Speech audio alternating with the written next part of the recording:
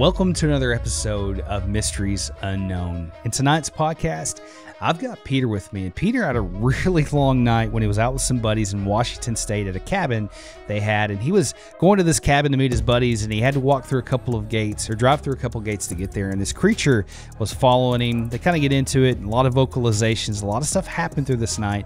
And he's going to jump into that in just a second. But before we do, I just want to say, like always, thank you for being here. You guys are awesome. I appreciate the support. So let's just jump right in the story. Peter, welcome to the show. Thank you for having me. Man, I'm really glad you're here. Thanks for taking the time to share this with my audience. So why don't you take us back to Washington State in 2012 and walk us through this night? So it was October, middle of October, and I got a good buddy that lives up near Mount St. Helens, lives off the grid. I actually had purchased his house from him, and me and my wife were living in it, and he moved up to the mountains. He had some property up there that he had purchased many years ago, and then he actually purchased another 5 acres that had a cabin down below. And I went up and saw him all the time. It was kind of my hangout spot, get away from everything. But he didn't have running water, and he didn't have power. Just kind of lived off the grid. And he worked at a local paper mill, but he loved living in the woods, and he lived by himself. So October, he called me up, said that him and his girlfriend were having a barbecue, and I wanted to come up and hang out for the night. And it was so far from town. It took me about an hour and a half to get up there. So I always stayed the night up there when I went up there. So I left a little bit later than usual, and I got up there right when it was starting to get dark. There's a logging road that you take off of the main road called Spirit Lake Highway, and you take that logging road up, and it's about a mile and a half to get to his gate, and then you drop down into the properties, and it's another mile back in there. But kind of the first thing that happened, it was probably 7 o'clock at the time. It was like I said, just it had gotten dark.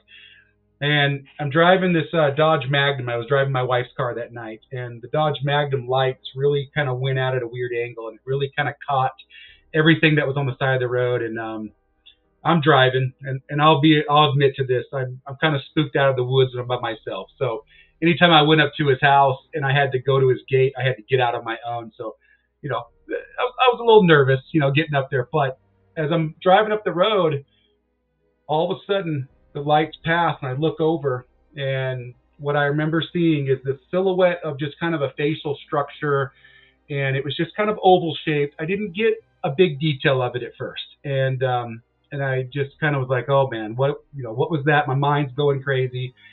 Another 70 yards to get to his gate, and I pull up to the gate, and I'm thinking, okay, whatever that was, it's only 70 yards down the road. I need to get out, get this gate open, and get my car through here and get down into the property. So I jump out and go to the gate, and there's like 15, 16 padlocks on the thing. And everybody's forgetting their locks. Everybody's putting new locks on, and I undo this lock, swing the gate open, jump in the car, drive back down, and go through the gate. And my buddy always wanted to keep it closed. So I jumped out that night, and I turned the Magnum off so I can hear everything. I want to be totally aware of what's around me. And get out of the car, and I walk back to the back of the car, and I'm kind of listening, and I could hear something in the brush.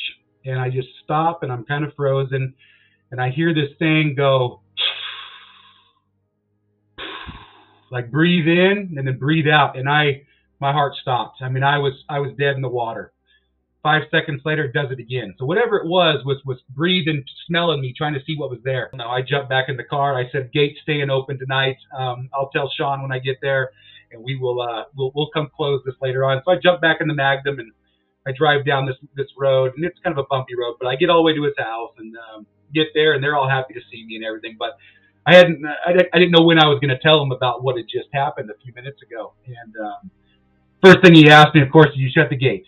And I said, well, I better just go ahead and tell you now. So I tell him what happened, and he's like, well, we better go back up there. And we go back up there with the four-wheelers and go close the gate. Of course, don't see anything, don't hear anything.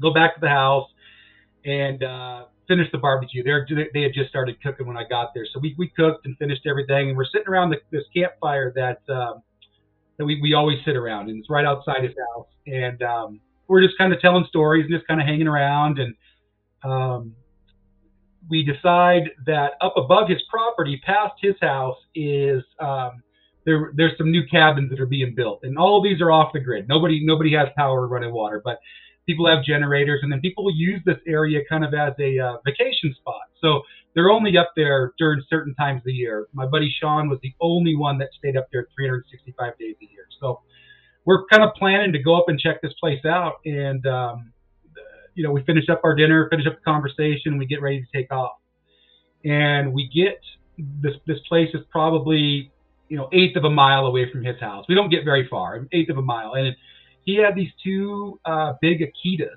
and all of a sudden, if you've ever heard dogs fight, if you've ever heard dogs in distress, all of a sudden his two Akitas are just screaming. I mean, they're barking. They're just going crazy. And Sean is like, something's wrong with my dogs. And I've heard a dog fight, so I knew something was going on, something very stressful for these dogs.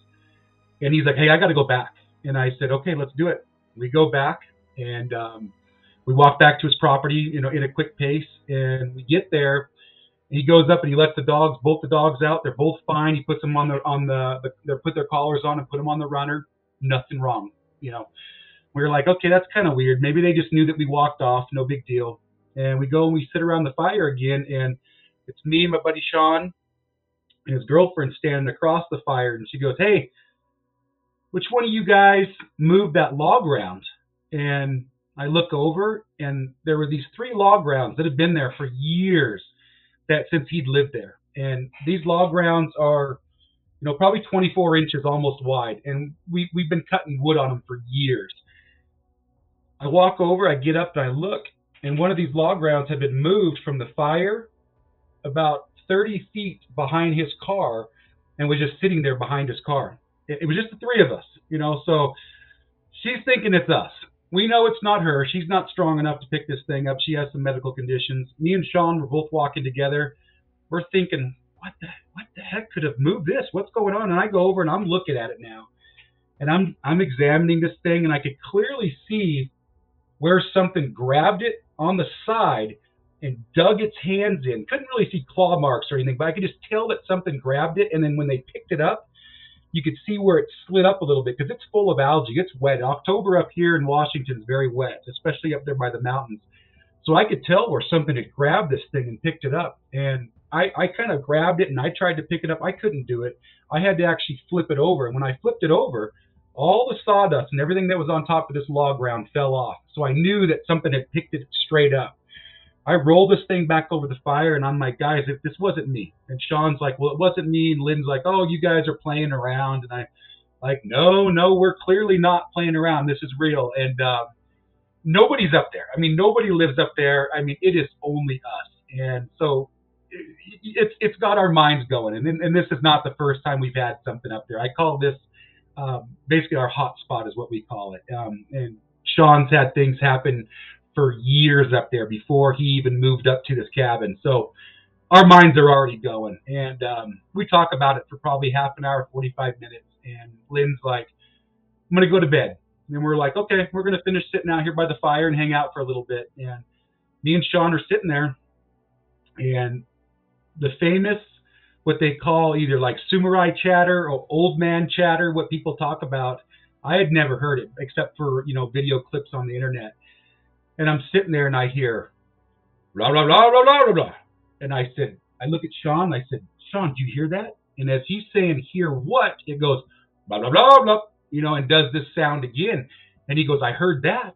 And now we're listening, and we can kind of hear some rustling on the hillside. On this side of the house, the hill kind of goes up at a pretty good pace and a pretty good angle. And we're like, what? What is that? And we're sitting there kind of looking, and we're waiting for something to pop out. Of course, nothing does. We sit out there for like another 20 minutes, decide we're going to go inside now. And we go inside, and we're like, hey, Lynn, you asleep? You asleep? And she goes, well, I would have been, but if you guys weren't messing around outside that window.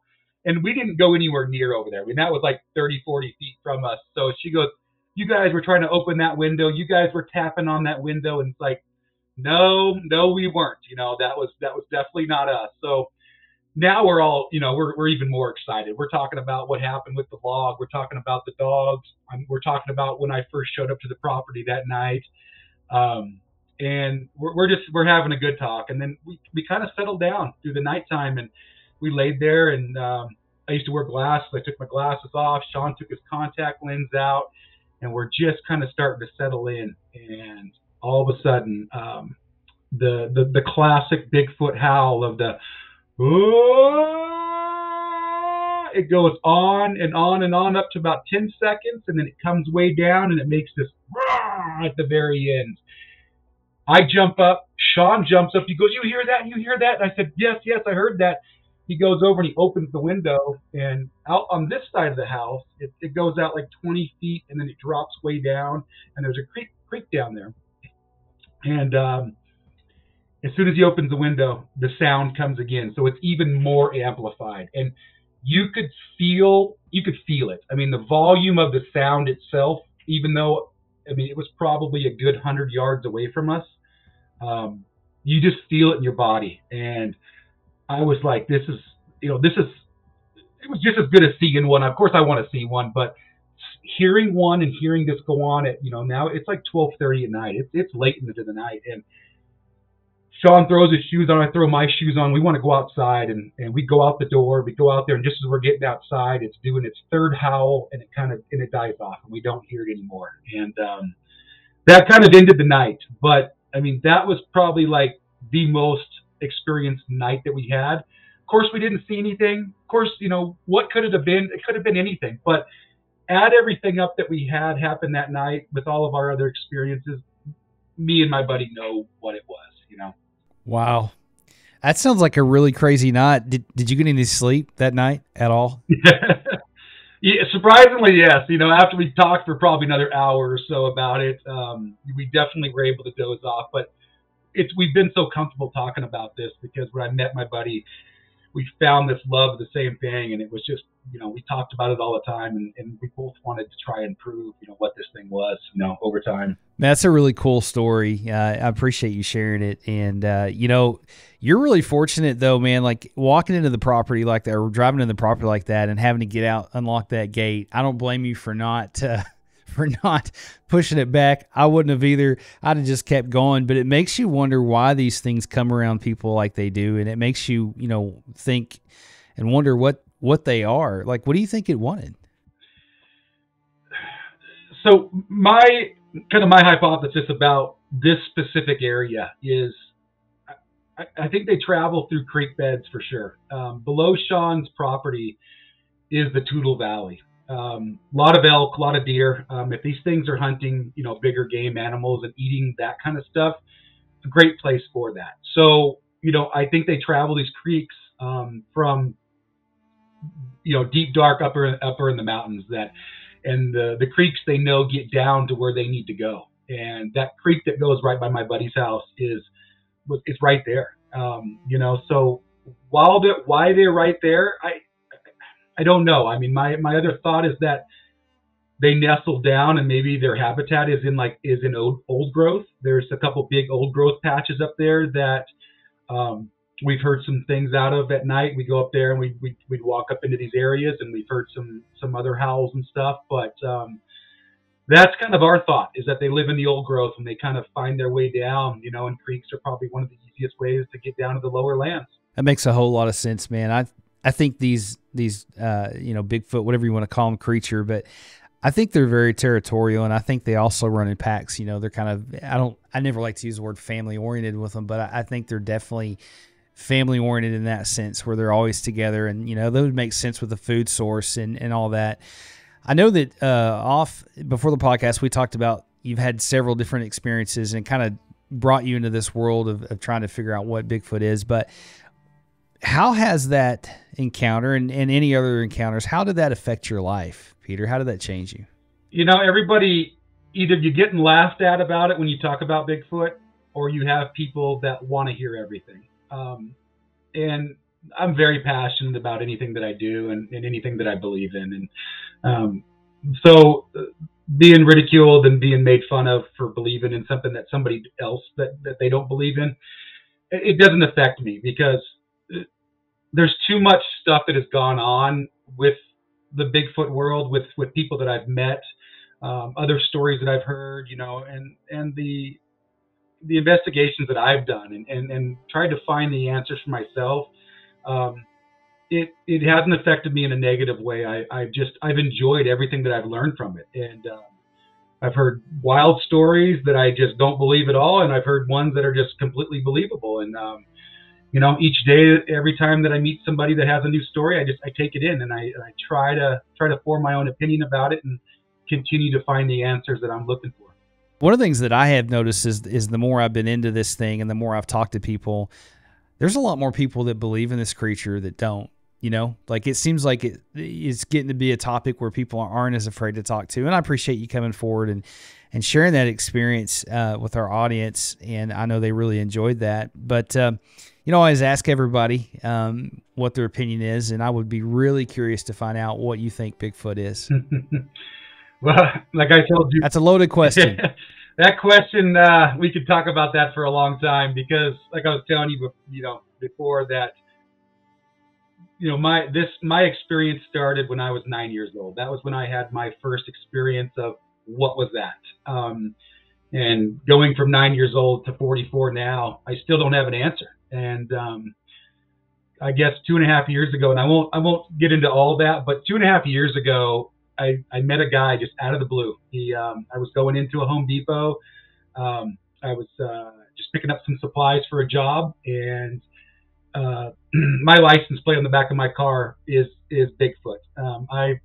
I've waited my whole life, and I finally was able to get the Washington State plate that says Bigfoot. So he saw that, and he saw my little Bigfoot sticker, and he waited for me to come out of the store, and he says, "Hey man," he goes, "How much are you into Bigfoot?" I looked and I said, "I don't know how much more I could be by paying this money to get my car and license plate, it says Bigfoot." We talked for 15, 20 minutes, and he totally changed, or he gave me another understanding of what Bigfoot could be.